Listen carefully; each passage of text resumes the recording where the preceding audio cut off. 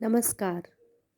मेरी आज की कहानी है दो बहनें, जिसके रचयिता हैं मुंशी प्रेमचंद जी। दोनों बहनें 2 साल के बाद एक तीसरे नातेदार के घर मिलीं और खूब रो धोकर खुश हुईं। तो बड़ी बहन रूप कुमारी ने देखा कि छोटी बहन राम दुलारी सिर से पांव तक गहनों से लदी हुई है। कुछ उसका रंग खुल गया है, स्वभाव में कुछ गरिमा आ गई है और बातचीत करने में ज़्यादा चतुर हो गई है। कीमती बनारसी साड़ी और बेलदार उन्नावी मखमल के जंपर ने उसके रूप को और भी चमका दिया। वही राम दुलारी लड़कपन में सिर के बाल खोले फूहड़ से इधर उधर खेला करती थी। अंतिम बार रूपकुमारी ने उसे उसके विवाह में देखा था, 2 साल पहले। तब भी उसकी शक्ल सूरत में कुछ ज़्यादा अंतर न हुआ था। लंबी तो हो गई थी, मगर थी उतनी ही दुबली, उतनी ही फूहड़, उतनी ही मंदबुद्धि, ज़रा ज़रा सी बात पर रूठने वाली। मगर आज तो कुछ हालत ही और थी, जैसे कली खिल गई हो। और ये रूप इसने छिपा कहाँ रखा था? नहीं, आंखों को धोखा हो रहा है। ये रूप नहीं, केवल आंखों को लुभाने की शक्ति है। रेशम, मखमल और सोने के बल पर वे रूपरेखा थोड़े ही बदल जाएगी, फिर भी आंखों में समाई जाती है। 50 स्त्रियां जमा होती हैं, मगर ये आकर्षण, ये जादू और किसी में नहीं। कहीं आईना मिलता तो वह ज़रा अपनी सूरत भी देखती। घर से चलते समय उसने आईना देखा था। अपने रूप को चमकाने के लिए जितना सान चढ़ा सकती थी, उससे कुछ अधिक ही चढ़ाया था। लेकिन अब वह सूरत जैसी स्मृति से मिट गई है। उसकी धुंधली सी परछाई भर हृदय पट पर है। उसे देखने से वे बेकरार हो रही थी। वे अब तुलनात्मक दृष्टि से देखेगी। राम दुलारी में यह आकर्षण कहाँ से आया, इस रहस्य का पता लगाएगी। यूँ उसके पास मेकअप की सामग्रियों के साथ एक छोटा सा आईना भी है, लेकिन भीड़ भाड़ में वह आईना देखना या बनाव श्रृंगार की आदि नहीं है। ये औरतें दिल में न जाने क्या समझें, मगर यहाँ कोई आईना तो होगा ही, ड्राइंग रूम में ज़रूर ही होगा। वह उठकर ड्राइंग रूम में गई और कद्दे आदम शीशे में अपनी सूरत देखी। वहाँ इस वक्त कोई और न था। मर्द बाहर सहन में थे, औरतें गाने बजाने में लगी हुई थीं। उसने आलोचनात्मक दृष्टि से एक एक अंग को, अंगों के एक एक विन्यास को देखा। उसका अंग विन्यास, उसकी मुख छवि निष्कलंक है, मगर वे ताजगी, वे मादकता, वे माधुर्य नहीं है। हाँ, नहीं है। वे अपने को धोखे में नहीं डाल सकती। कारण क्या है?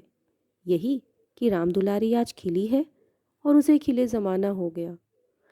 लेकिन इस ख्याल से उसका चित्त शांत नहीं होता। वे राम दुलारी से हेठी बनकर नहीं रह सकती। ये पुरुष भी कितने गावदी होते हैं, किसी में भी सच्चे सौंदर्य की परख नहीं। इन्हें तो जवानी और चंचलता और हाव भाव चाहिए। आंखें रखकर भी अंधे बनते हैं। भला इन बातों का आपसे क्या संबंध? ये तो उम्र के तमाशे हैं। असली रूप तो वह है जो समय की परवाह न करे। उसके कपड़ों में राम दुलारी को खड़ा कर दो, फिर देखो ये सारा जादू कहाँ उड़ जाता है। चुड़ैल सी नजर आए, मगर इन अंधों को कौन समझाए। मगर राम दुलारी के घर वाले तो इतने संपन्न न थे।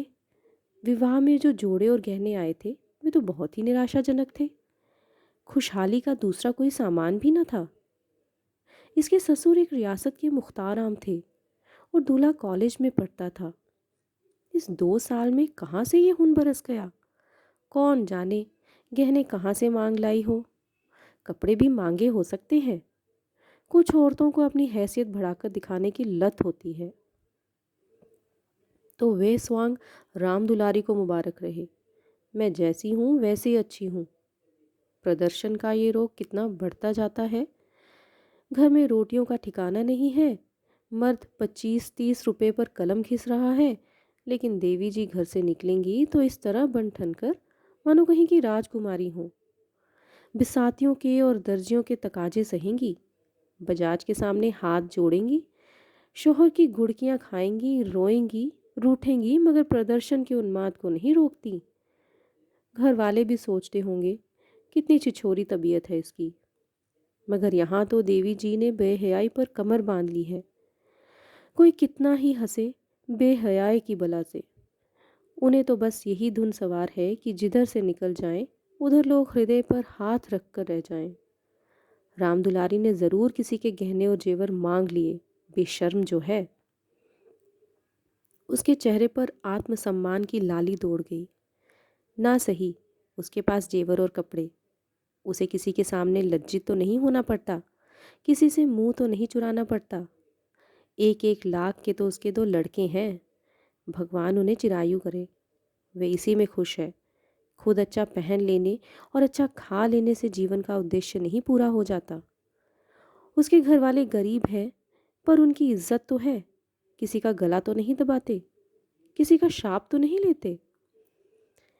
इस तरह अपने मन को ढांढस देकर वे फिर बरामदे में आई तो राम दुलारी ने जैसे उसे दया की आंखों से देखकर कहा, जीजा जी की कुछ तरक्की वरक्की हुई कि नहीं बहन, या अभी तक वही 75 रुपए की कलम घिस रहे हैं। रूपकुमारी की देह में आग सी लग गई। ओ फोरे दिमाग, मानो इसका पति लाठ ही तो है। अकड़ कर बोली, तरक्की क्यों नहीं हुई, अब 100 के ग्रेड में है। आजकल ये भी गनीमत है, नहीं अच्छे अच्छे एमए पासों को देखती हूँ कि कोई टके को नहीं पूछता। तेरा शोहर तो अब बीए में होगा। राम दुलारी ने नाक सिकोड़ कर कहा, उन्होंने तो पढ़ना छोड़ दिया बहन, पढ़कर औकात खराब करना था और क्या। एक कंपनी के एजेंट हो गए हैं, अब 250 रुपये माहवार पाते हैं, कमीशन ऊपर से 500 रुपये रोज सफ़र खर्च के भी मिलते हैं। ये समझ लो कि 500 का औसत पड़ जाता है। 150 माहवार तो उनका निजी खर्च है बहन। ऊंचे ओहदे के लिए अच्छी हैसियत भी तो चाहिए। 350 बेदाग घर दे देते हैं, उसमें से 100 रुपये मुझे मिलते हैं, 250 में घर का खर्च खुशफैली से चला जाता है। और एमए पास करके क्या करते। रूप कुमारी इस कथन को शेख चिल्ली की दास्तान से ज़्यादा महत्व नहीं देना चाहती, मगर राम दुलारी के लहजे में इतनी विश्वास उत्पादकता है कि वे अपनी निम्न चेतना में उससे प्रभावित हो रही है और उसके मुख पर पराजय की खिन्नता साफ झलक रही है। मगर यदि उसे बिल्कुल पागल नहीं हो जाना है तो इस ज्वाला को हृदय से निकाल देना पड़ेगा। जिरह करके अपने मन को विश्वास दिलाना पड़ेगा कि इसके काव्य में 1/4 से ज़्यादा सत्य नहीं है। 1/4 तक वह सह सकती है, इससे ज़्यादा उससे न सहा जाएगा। इसके साथ ही उसके दिल में धड़कन भी है। कहीं ये कथा सत्य निकली तो वह राम दुलारी को क्या मुंह दिखाएगी। उसे भय है कि कहीं उसकी आंखों से आंसू न निकल पड़े। कहाँ 75 और कहाँ 500, इतनी बड़ी रकम आत्मा की हत्या करके भी क्यों न मिले, फिर भी रूपकुमारी के लिए असह्य है। आत्मा का मूल अधिक से अधिक 100 रुपये हो सकता है, 500 किसी हालत में नहीं। उसने परिहास के भाव से पूछा, जब एजेंटी में इतना वेतन और भत्ता मिलता है तो ये सारे कॉलेज बंद क्यों नहीं हो जाते। हजारों लड़के अपनी जिंदगी क्यों खराब करते हैं। राम दुलारी बहन के खिसियानेपन का आनंद उठाती हुई बोली, बहन तुम यहाँ भूल कर रही हो, एमए तो सभी पास हो सकते हैं, मगर एजेंटी बिरले ही किसी को आती है। ये तो ईश्वर की देन है, कोई जिंदगी भर पढ़ता रहे, मगर ये ज़रूरी नहीं कि वह एक अच्छा एजेंट भी हो जाए। रुपए पैदा करना दूसरी बात है, आलिम फाजिल हो जाना दूसरी बात। अपने माल की श्रेष्ठता का विश्वास पैदा कर देना, ये दिल में जमा देना कि इससे सस्ता और टिकाऊ माल बाजार में मिल ही नहीं सकता, आसान काम नहीं है। एक से एक घागों से उनका साबका पड़ता है, बड़े बड़े राजाओं और रईसों का मत फेरना पड़ता है, तब जाके कहीं माल बिकता है।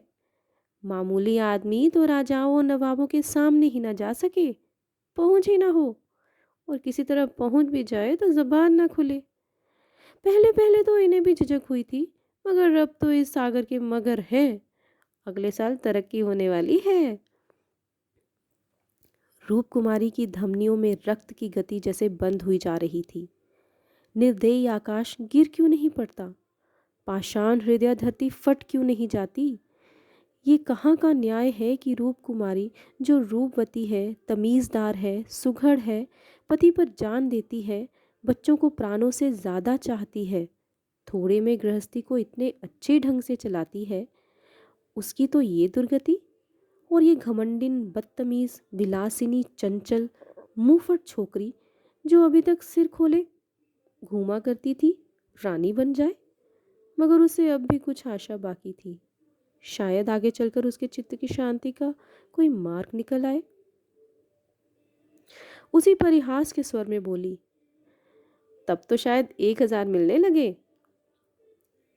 1,000 तो नहीं, पर 600 में संदेह नहीं। कोई आंखों का अंधा मालिक फंस गया होगा। व्यापारी आंखों के अंधे नहीं होते दीदी। उनकी आंखें हमारी तुम्हारी आंखों से कहीं तेज होती हैं। जब तुम उन्हें 6,000 कमा कर दो, तब कहीं 600 मिले। जो सारी दुनिया को चराए, उसे कौन बेवकूफ बनाएगा? परिहास से काम न चलते देखकर रूप कुमारी ने अपमान का अस्त्र निकाला। मैं तो इसे बहुत अच्छा पेशा नहीं समझती। सारे दिन झूठ के तुमार बांधो, ये तो ठग विद्या है। राम दुलारी जोर से हंसी। बहन पर उसने पूरी विजय पाई थी। इस तरह जो जितने वकील बैरिस्टर हैं, सभी ठग विद्या करते हैं। अपने मुवक्किल के फायदे के लिए उन्हें क्या नहीं करना पड़ता। झूठी शहादतें तक बनानी पड़ती हैं। मगर उन्हीं वकीलों और बैरिस्टरों को हम अपना लीडर कहते हैं। उन्हें अपनी कौमी सभाओं का प्रधान बनाते हैं, उनकी गाड़ियां खींचते हैं, उन पर फूलों और अशर्फियों की वर्षा करते हैं, उनके नाम से सड़कें, प्रतिमाएं और संस्थाएं बनाते हैं। आजकल दुनिया पैसा देखती है। आजकल ही क्यों, हमेशा से धन की यही महिमा रही है। पैसे कैसे आए ये कोई नहीं देखता। जो पैसे वाला है उसी की पूजा होती है। जो अभागे हैं, अयोग्य हैं या भीरू हैं, वे आत्मा और सदाचार की दुहाई देकर अपने आंसू पोंछते हैं। नहीं, आत्मा और सदाचार को कौन पूछता है? रूप कुमारी खामोश हो गई। अब उसे ये सत्य उसकी सारी वेदनाओं के साथ स्वीकार करना पड़ेगा कि राम दुलारी सबसे ज़्यादा भाग्यवान है। इससे अब त्राण नहीं। परिहास या अनादर से अब उसकी तंग दिली का प्रमाण देने के सिवा और क्या पाएगी? उसे किसी बहाने से राम दुलारी के घर जाकर असलियत की छानबीन करनी पड़ेगी। अगर राम दुलारी वास्तव में लक्ष्मी का वरदान पा गई है, तो रूप कुमारी अपनी किस्मत ठूंक कर बैठ रहेगी। समझ लेगी कि दुनिया में कहीं न्याय नहीं है, कहीं ईमानदारी की पूछ नहीं है। मगर क्या सचमुच उसे इस विचार से संतोष होगा? यहाँ कौन ईमानदार है? वही जिसे बेईमानी करने का अवसर नहीं है और ना इतनी बुद्धि या मनोबल है कि वे अवसर पैदा कर ले। उसके पति 75 रुपये पाते हैं, पर क्या 10-20 रुपये और ऊपर से मिल जाए तो वे खुश होकर ले न लेंगे? उनकी ईमानदारी और सत्यवादिता उसी समय तक है जब तक अवसर नहीं मिलता। जिस दिन मौका मिला, सारी सत्यवादिता धरी रह जाएगी। और क्या रूप कुमारी में इतना नैतिक बल है कि वे अपने पति को हराम का माल हजम करने से रोक दे? रोकना तो दूर की बात है, वे प्रसन्न होगी। शायद पतिदेव की पीठ ठोकेगी। अभी उनके दफ्तर से आने के समय वे मन मारे बैठी रहती है। तब वे द्वार पर खड़ी होकर उनकी बाट जोहेगी और ज्यों ही वे घर में आएंगे, उनकी जेबों की तलाशी लेगी। आंगन में गाना बजाना हो रहा था। राम दुलारी उमंग के साथ गा रही थी और रूप कुमारी वहीं बरामदे में उदास बैठी हुई थी। ना जाने क्यों उसके सिर में दर्द होने लगा था। कोई गाए, कोई नाचे, उससे उसे प्रयोजन नहीं था। वह तो अभागिन है, रोने के लिए पैदा हो गई है। 9 बजे रात को मेहमान रुखसत होने लगे। रूप कुमारी भी उठी, एक्का मंगवाने जा रही थी कि राम दुलारी ने कहा, एक्का मंगवाकर क्या करोगी बहन? मुझे लेने के लिए कार आती होगी। चलो 2-4 दिन मेरे यहाँ रहो, फिर चली जाना। मैं जीजा जी को कहला भेजूंगी, तुम्हारा इंतजार ना करें। रूप कुमारी का ये अंतिम अस्त्र भी बेकार हो गया। राम दुलारी के घर जाकर हाल चाल की टोल लेने की इच्छा गायब हो गई। वे अब अपने घर जाएगी और मुंह ढांप कर पड़ी रहेगी। इन फटे हालों में क्या किसी के घर जाए। बोली, नहीं, अभी तो मुझे फुर्सत नहीं है, बच्चे घबरा रहे होंगे, फिर कभी आऊंगी। क्या रात भर भी ना ठहरोगी? नहीं। अच्छा बताओ कब आओगी, मैं सवारी भेज दूंगी। मैं खुद बहला कहला भेजूंगी। तुम्हें याद ना रहेगी, साल भर हो गया, भूल कर भी याद ना किया। मैं इसी इंतज़ार में थी कि दीदी बुलावे तो चलूं। एक ही शहर में रहते हैं, फिर भी इतनी दूर कि साल भर गुजर जाए और मुलाकात तक ना हो। रूप कुमारी इसके सिवा और क्या कहे कि घर के कामों से छुट्टी नहीं मिलती। कई बार उसने इरादा किया कि दुलारी को बुलाए, मगर अवसर ही ना मिला। सहसा राम दुलारी के पति मिस्टर गुरुसेवक ने आकर बड़ी साली को सलाम किया। बिल्कुल अंग्रेजी सज धज, मुंह में चुरुट, कलाई पर सोने की घड़ी, आंखों पर सुनहरी ऐनक, जैसे कोई सिविलियन हो। चेहरे से जेहानत और शराफत बरस रही थी। वे इतना रूपवान और सजीला है, रूप कुमारी को अनुमान न था। कपड़े जैसे उसकी देह पर खिल रहे थे। आशीर्वाद देकर बोली, आज यहाँ ना आती तो मुझसे मुलाकात क्यों होती? गुरुसेवक हंसकर बोला, ये उल्टी शिकायत क्यों ना हो, कभी आपने बुलाया और मैं ना गया? मैं नहीं जानती कि तुम अपने को मेहमान समझते हो, वे भी तो तुम्हारा ही घर है। रामदुलारी देख रही थी कि मन में उससे ईर्ष्या रखते हुए भी वे कितनी मधुर वाणी, कितनी सन्निग्ध, कितनी अनुग्रह प्रार्थनी होती जा रही है। गुरुसेवक ने उदार मन से कहा, हाँ, अब मान गया भाभी साहब, बेशक मेरी गलती है।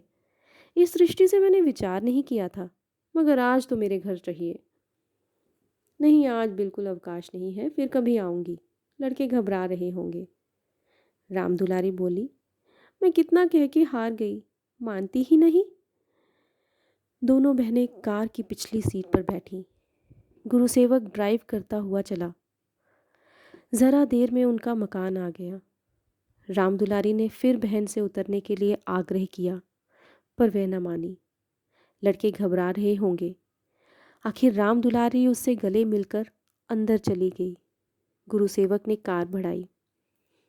रूप कुमारी ने उड़ती हुई निगाह से रामदुलारी का मकान देखा और वह ठोस सत्य एक शलाका की भांति उसके कलेजे में चुभ गया। कुछ दूर जाकर गुरुसेवक बोला, भाभी, मैंने तो आपके लिए अच्छा रास्ता निकाल दिया। अगर 2-4 साल इसी तरह काम करता रहा तो आदमी बन जाऊंगा।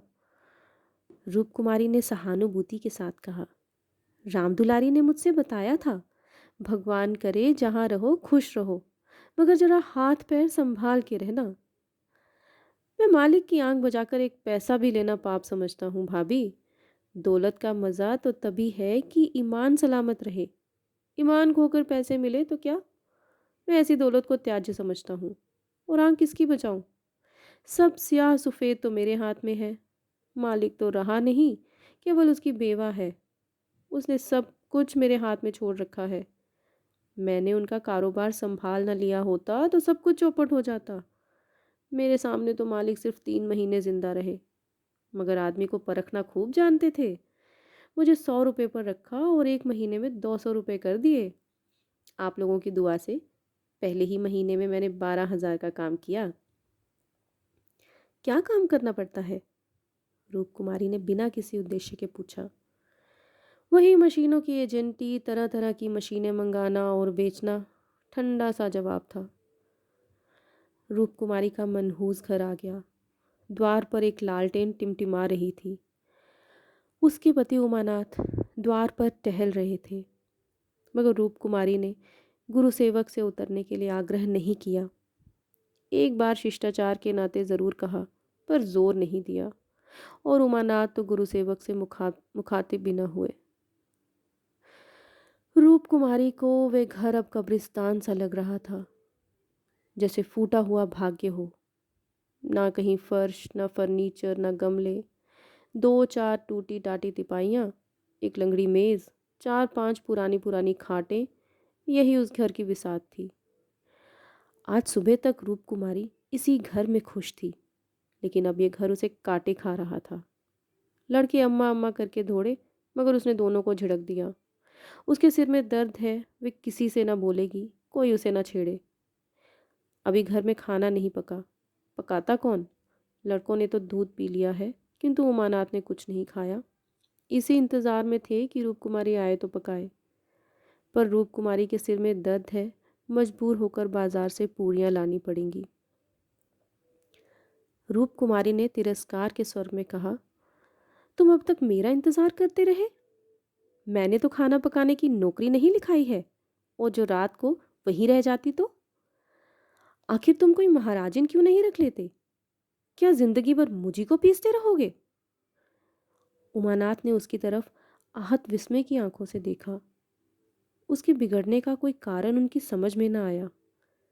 रूपकुमारी से उन्होंने हमेशा निरापद सहयोग पाया है, निरापद ही नहीं, सहानुभूतिपूर्ण भी। उन्होंने कई बार उससे महाराजिन रख लेने का प्रस्ताव खुद किया था, पर उसने बराबर यही जवाब दिया था कि आखिर मैं बैठे बैठे क्या करूंगी, 4-5 रुपए का खर्च बढ़ाने से क्या फ़ायदा, ये पैसे तो बच्चों के मक्खन में खर्च हो जाते हैं। और आज वे इतनी निर्ममता से उलाहना दे रही है, जैसे गुस्से में भरी हो। अपनी सफाई देते हुए बोले, महाराजिन रखने के लिए तो मैंने खुद तुमसे कई बार कहा, तो लाकर रख क्यों ना दिया? मैं उसको निकाल देती तो कहते। हाँ, ये गलती हुई। तुमने कभी सच्चे दिल से नहीं कहा, रूपकुमारी ने और भी प्रचंड होकर कहा। तुमने केवल मेरा मन रखने के लिए कहा। मैं ऐसी भोली नहीं हूं कि तुम्हारे मन का रहस्य न समझूं।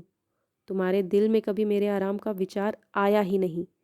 तुम तो खुश थे कि अच्छी लोंडी मिल गई है, एक रोटी खाती है और चुपचाप पड़ी रहती है, महज खाने और कपड़े कपड़े पर, ये भी जब घर की ज़रूरतों से बचे। 75 रुपये लाकर मेरे हाथ पर रख देते हो, और सारी दुनिया का खर्च। मेरा दिल ही जानता है मुझे कितनी कतर व्योंत करनी पड़ती है, क्या पहनूं क्या ओढ़ूं। तुम्हारे साथ ज़िंदगी खराब हो गई। संसार में ऐसे मर्द भी हैं जो स्त्री के लिए आसमान से तारे तोड़ लाते हैं। गुरु सेवक ही को देखो, दूर क्यों जाओ, तुमसे कम पड़ा है, उम्र में तुमसे कहीं कम है, मगर 500 का महीना लाता है, और राम दुलारी रानी बड़ी बैठी है।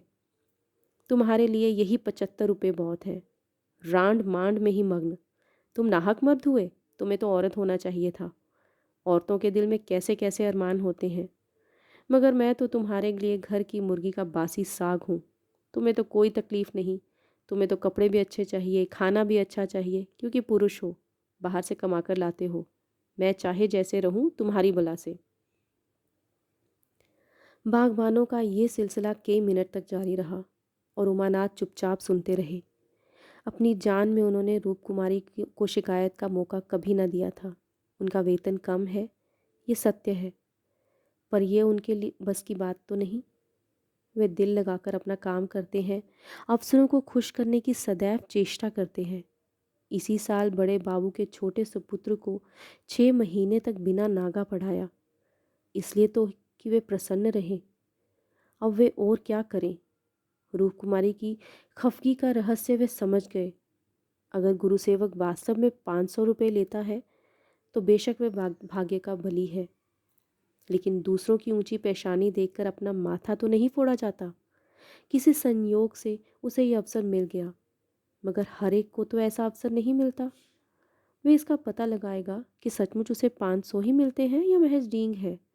और मान लिया कि 500 मिलते हैं, तो क्या इससे रूपकुमारी को ये हक है कि वे उनको ताने दे और उन्हें जली कोटी सुनाए?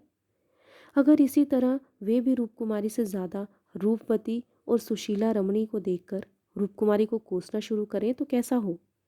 रूपकुमारी सुंदरी है, मृदुभाषिणी है, त्यागमयी है, लेकिन उससे बढ़कर सुंदरी, मृदुभाषिणी, त्यागमयी देवियों से दुनिया खाली नहीं है। तो क्या इस कारण वे रूपकुमारी का अनादर करें? एक समय था जब उनकी नज़रों में रूपकुमारी से ज़्यादा रूपवती रमणी संसार में न थी, लेकिन वे उन्माद कब का शांत हो गया। भावुकता के संसार से वास्तविक जीवन में आए उन्हें एक युग बीत गया। अब तो विवाहित जीवन का उन्हें काफ़ी अनुभव हो गया है।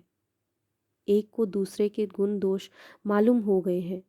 अब तो संतोष ही में उनका जीवन सुखी रह सकता है। मगर रूप कुमारी समझदार होकर भी इतनी मोटी सी बात नहीं समझती। फिर भी उन्हें रूप कुमारी से सहानुभूति ही हुई। वे उदार प्रकृति के आदमी थे और कल्पनाशील भी। उसकी कटु बातों का कुछ जवाब न दिया, शरबत की तरह पी गए। अपनी बहन के ठाठ देखकर एक क्षण के लिए रूपकुमारी के मन में ऐसे निराशाजनक, अन्यायपूर्ण, दुखद भावों का उठना बिल्कुल स्वाभाविक है। रूपकुमारी कोई सन्यासिनी नहीं, विरागिनी नहीं कि हर एक दशा में अविचलित रहे। इस तरह अपने मन को समझाकर उमानाथ ने गुरुसेवक के विषय में तहकीकात करने का संकल्प किया।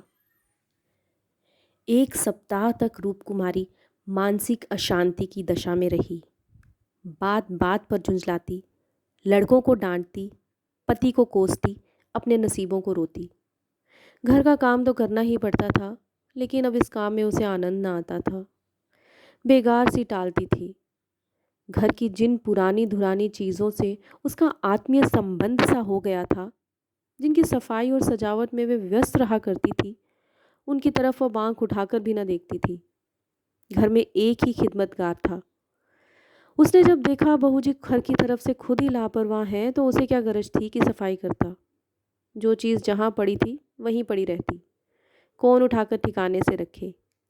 बच्चे माँ से बोलने से डरते थे और उमानाथ तो उसके साए से भागते थे। जो कुछ सामने थाली में आ जाता उसे पेट में डाल लेते और दफ्तर चले जाते। दफ्तर से लौटकर दोनों बच्चों को साथ ले लेते और कहीं घूमने निकल जाते। रूप कुमारी से कुछ कहना बारूद में दिया सलाई लगाना था। हाँ, उनकी ये तहकीकात जारी थी। एक दिन उमानाथ दफ्तर से लौटे तो उनके साथ गुरुसेवक भी थे। रूप कुमारी ने आज कई दिनों के बाद परिस्थिति के सहयोग कर लिया था और इस वक्त झाड़न लिए कुर्सियां और टिपाइयाँ साफ कर रही थी कि गुरुसेवक ने अंदर पहुंचकर सलाम किया। रूपकुमारी दिल में कट गई। उमानाथ पर उसे ऐसा क्रोध आया कि उसका मुंह नोच ले। इन्हें लाकर यहाँ क्यों खड़ा कर दिया? न कहना न सुनना, बस बुला लाए। उसे इस दशा में देखकर गुरुसेवक दिल में क्या कहता होगा, मगर इन्हें अक्ल कहाँ आई थी जो अब होगी। वे अपना पर्दा ढांकती फिरती है और आप उसे खोलते फिरते हैं। ज़रा भी लज्जा नहीं, जैसे बेहयाई का बाना पहन लिया हो। बरबस उसका अपमान करते हैं। न जाने उसने उनका क्या बिगाड़ा है। आशीर्वाद देकर कुशल समाचार पूछा और कुर्सी रख दी। गुरुसेवक ने बैठते हुए कहा, आज भाई साहब ने मेरी दावत की है। मैं उनकी दावत पर तो ना आता, लेकिन जब उन्होंने कहा तुम्हारी भाभी का कड़ा तकाजा है, तब मुझे समय निकालना पड़ा था। रूपकुमारी ने बात बनाई। घर का कलह छिपाना पड़ा। तुमसे उस दिन कुछ बातचीत ना हो पाई थी, जी लगा हुआ था। गुरुसेवक ने कमरे के चारों तरफ नज़र दौड़ाकर कहा, इस पिंजड़े में तो आप लोगों को बड़ी तकलीफ होती होगी। रूपकुमारी को ज्ञात हुआ ये युवक कितना सुरुचिहीन, कितना अरसिक है। दूसरों के मनोभावों का आदर करना जैसे जानता ही नहीं। इसे इतनी सी बात भी नहीं मालूम कि दुनिया में सभी भाग्यशाली नहीं होते। लाखों में एक ही कहीं भाग्यवान निकलता है, और उसे भाग्यवान ही क्यों कहा जाए?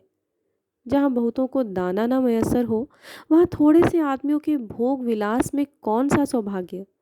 जहाँ बहुत से आदमी भूखों मर रहे हों, वहाँ दो चार आदमी मोहन भोग उड़ाएं, तो ये उनकी बेहयाई और हृदयहीनता है, सौभाग्य कभी नहीं। कुछ चिढ़कर बोली, पिंजड़े में कटघरे में रहने से अच्छा है। पिंजड़े में निरीह पक्षी रहते हैं, कटघरा तो घातक जंतुओं का ही निवास स्थान है। गुरुसेवक शायद ये संकेत न समझ सका। बोला, मेरे तो इस घर में दम घुट जाए। मैं आपके लिए अपने घर के पास ही एक मकान ठीक करा दूंगा, खूब लंबा चौड़ा। आपसे कुछ किराया ना लिया जाएगा। मकान हमारी मालकिन का है। मैं भी उसी के एक मकान में रहता हूँ। सैकड़ों मकान है उनके पास, सैकड़ों। सब मेरे अख्तियार में है। जिसे जो चाहे मकान दे दूँ। मेरे अख्तियार में है, किराया लूँ या ना लूँ। मैं आपके लिए सबसे अच्छा मकान ठीक करूँगा। मैं आपका बहुत अदब करता हूँ। रूपकुमारी समझ गई, महाशय इस वक्त नशे में है, अभी यों बहक रहे हैं। अब उसने गौर से देखा तो उनकी आंखें सिकुड़ गई थी, गाल कुछ फूल गए थे, जबान भी लड़खड़ाने लगी थी। एक जवान खूबसूरत शरीफ चेहरा कुछ ऐसा शेखीबाज और निर्लज्ज हो गया कि उसे देखकर घृणा होती थी। उसने एक क्षण बाद फिर बहकना शुरू किया।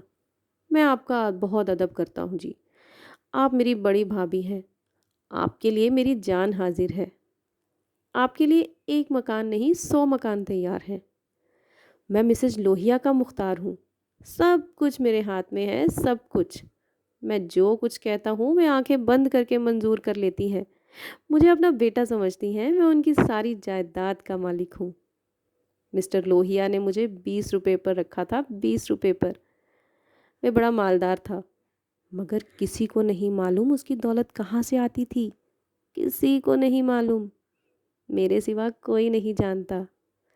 वह खुफिया फिरोश था, किसी से ना कहना। वे चोरी से कोकीन बेचता था, लाखों की आमदनी थी उसकी। अब वही व्यापार मैं करता हूँ, हर शहर में हमारे खुफिया एजेंट हैं। मिस्टर लोहिया ने मुझे इस फन में उस्ताद बना दिया है, जी हाँ उस्ताद। मजाल नहीं कि मुझे कोई गिरफ्तार कर ले। बड़े बड़े अफसरों से मेरा याराना है, उनके मुंह में नोटों के पुलंदे ठूंस ठूंस कर उनकी आवाज़ बंद कर देता हूँ।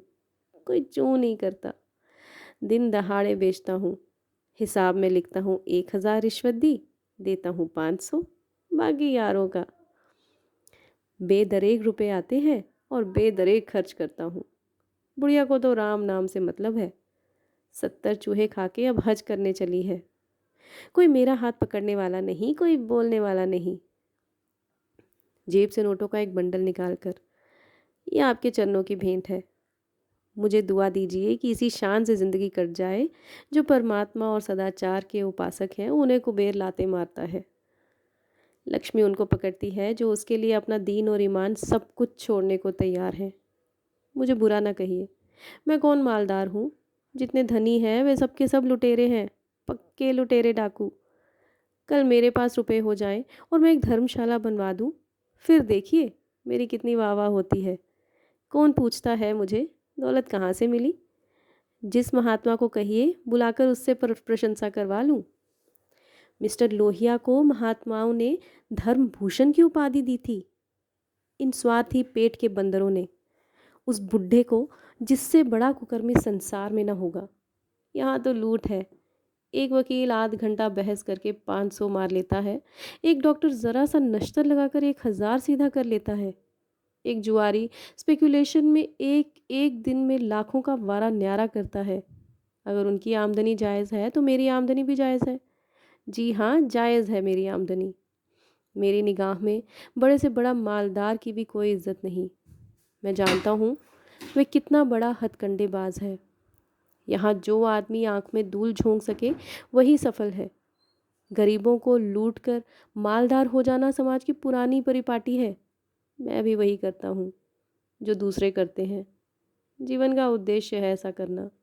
खूब लूटूंगा, खूब ऐश करूंगा और बुढ़ापे में खूब खैरात करूंगा और एक दिन लीडर बन जाऊंगा। कहिए गिना दूं यहाँ कितने लोग जुआ खेल खेल कर करोड़पति हो गए, कितने औरतों का बाजार लगाकर करोड़पति हो गए।